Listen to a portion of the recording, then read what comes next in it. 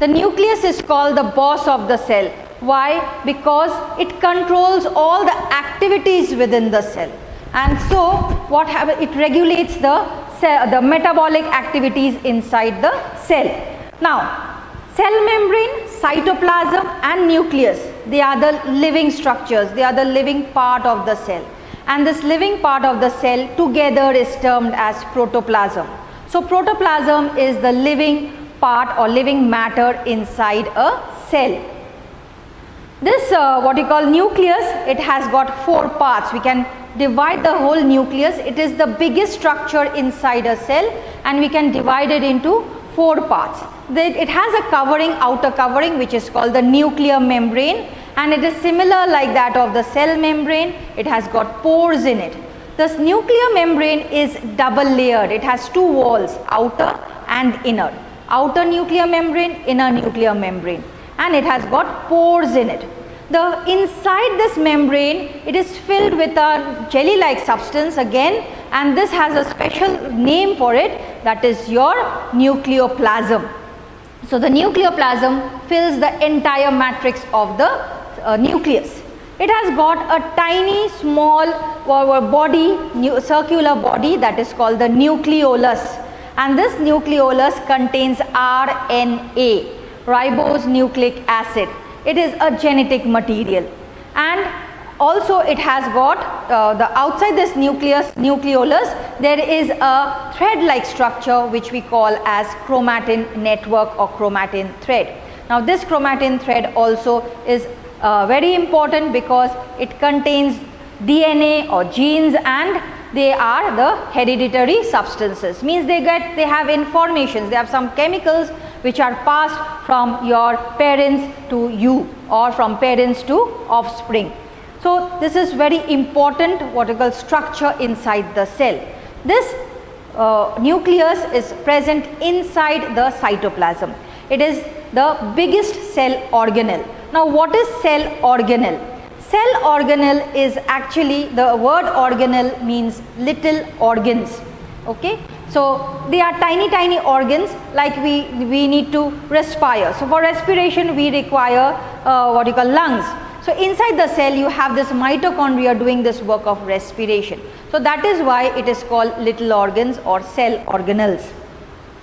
Now we come to is the different what you call the cell organelles that are present inside this cell, and there are about 9 of them. 9 of them are there. So the first one that we come, which is given in your book, is called mitochondria. That is the plural word, mitochondria. In singular word we say it as mitochondrion. Mitochondrion. Now this is also called the powerhouse of the cell. Now why it is called the powerhouse of the cell? It is called the powerhouse of the cell because, like in the powerhouse, it supplies electricity to the nearby area. So it gives energy. Electricity means electrical energy, and with which you switch on your light and fan and other electrical appliances. So this what you call organelle, it helps to give energy to the cell. So what does it do is, whenever the cell needs energy, this mitochondria, it takes in the food, okay, in a processed way, and then it generates energy, that is ATP, and that energy the cell uses to stay alive. So that is why it is called the powerhouse of the cell. It is a small, maybe rod shaped or sausage shaped or circular oval shaped organelle. It has got 2 membranes, so we call it as double membrane, outer membrane, inner membrane. And inside the membranes you have finger-like structure. You can see it in the picture that is given in your book, and you will see the finger-like structure. These finger-like structures are called cristae.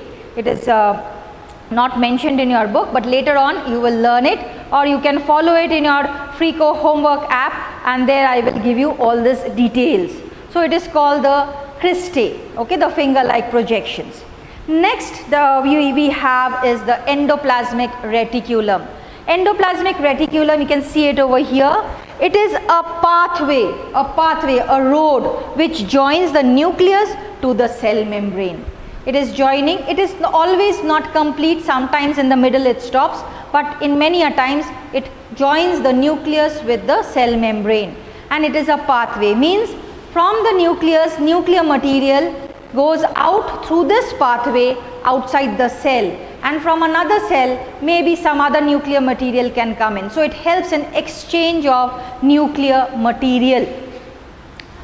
The endoplasmic reticulum. The endoplasmic reticulum, sometimes it may have some other cell organelles outside its outer wall, and it makes the outer wall rough. Okay, so that is why sometimes we call those endoplasmic reticulum as rough endoplasmic reticulum. Those endoplasmic reticulum which does not have this, the wall is smooth, so they are called as smooth endoplasmic reticulum. So we have two types of endoplasmic reticulum: rough endoplasmic reticulum and smooth endoplasmic reticulum. This endoplasmic reticulum helps also to manufacture this protein, because ribosomes help in the manufacturing of protein. Next we have is called the chloroplast. Now chloroplast or plastid, actually it is plastid, that is present only in plant cell. Endoplasmic reticulum, mitochondria we find in both the cells. You can see it over here in the diagram. I have drawn endoplasmic reticulum here and here. So in both the cells, animal cell and plant cell, we find the endoplasmic reticulum. And also mitochondria, you can see it over here, mitochondria, and over here I have drawn mitochondria. So they are found in both the cells.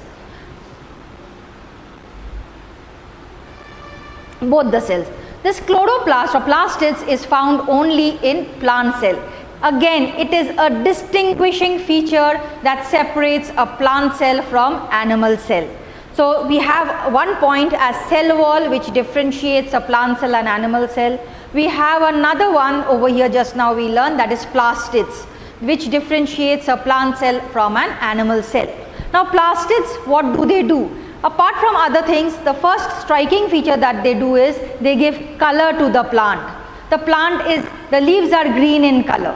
It is because of the plastid called chloroplast. Flowers are yellow, orange, red in color. So it is because of the plastid called chromoplast. Potato or roots, they are off-white or pale in color. It is because of a plastid called leucoplast.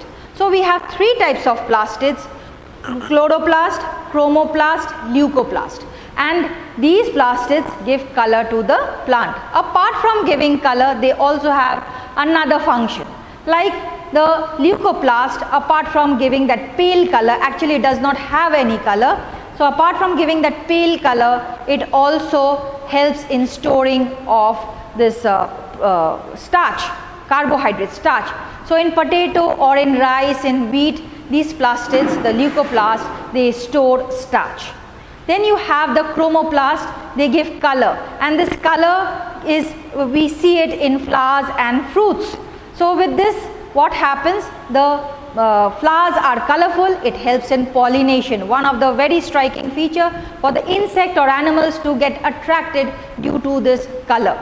And the second one that we have is the color to the fruits, and that helps in seed dispersal. So the animals go to the nice red or yellow colored fruits and they eat it, and they, in this way, they disperse the seeds. Next we have is the chloroplast, which is giving the green color, and also it traps in the solar energy, the sunlight, and it conducts photosynthesis. It helps in the conduction of photosynthesis. So the plastids, apart from giving color, each of them have different functions. We find plastids only in plant cell. Next we have is Golgi complex or Golgi bodies. Now Golgi bodies are those cell organelles which are found in the animal cell. We don't find them in the plant cell. So it is a striking feature, again a distinguishing feature which separates a plant cell from an animal cell. The Golgi bodies, it contains many different types of structures in it. It has got stacks like structure over here. I have drawn stack like structures. It has got round spherical structures. There are different types of different shaped structures present in the Golgi bodies, and They are absent in mature RBC. We don't find in mature RBC because RBC's work is different. So Golgi bodies is not needed over there. When the RBC is immature, it has Golgi bodies, and slowly it gets absorbed. Okay. Then we come to is your lysosome. It is called the suicide bags. Again, this lysosome we find only in animal cell. We don't find in plant cell. Lysosome is formed from Golgi bodies. When Golgi bodies change their structure, it forms into the lysosome. Now what is this? Why it is called suicide bag? It is called suicide bag because if any organelle or any part becomes old and worn out, it gets destroyed in this lysosome. Lysosome contains some digestive enzymes which absorbs these materials, the cells, what you call this, cell organelles, and they just dissolve it. So it cleans the